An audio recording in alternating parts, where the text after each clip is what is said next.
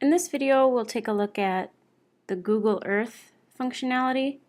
We'll also look at field reports and editing field info.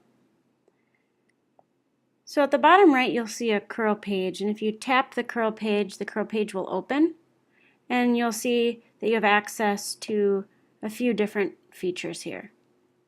One of them being the Google Earth. So let's select a field, and let's look at one of the archive maps. And we'll see what that looks like when we export that to Google Earth. The user of the iPad will have to have the Google Earth app loaded on their iPad in order for this map to be exported and viewed in Google Earth. There's a few other options for exporting a Google Earth KMZ file, and we'll take a look at that. So I can mail that file, and it's a KMZ file that's stamped with the date and the time. I can also copy that file, and I can also open that in Google Earth. I've loaded Google Earth on my iPad, so when I tap Open in Google Earth opens, and it's going to zoom down to the field and display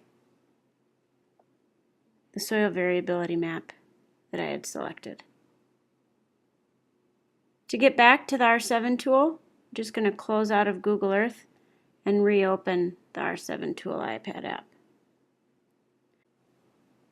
The next feature we'll take a look at here are the field reports. So when I tap on the curl page, I have access to the reports.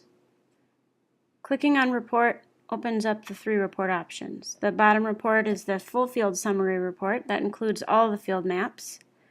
The first field report is just an image of the field and the field boundary.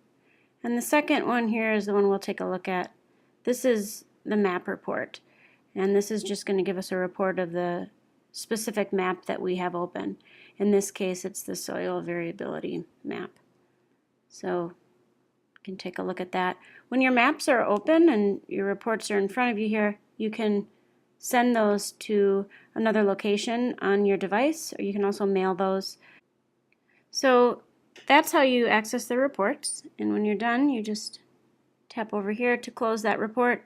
The final thing we want to show you in this clip is how to edit some of the field information. When you're looking at the fields here on the left, again, you swipe that field and you can gain access to the field details if you want to change the product.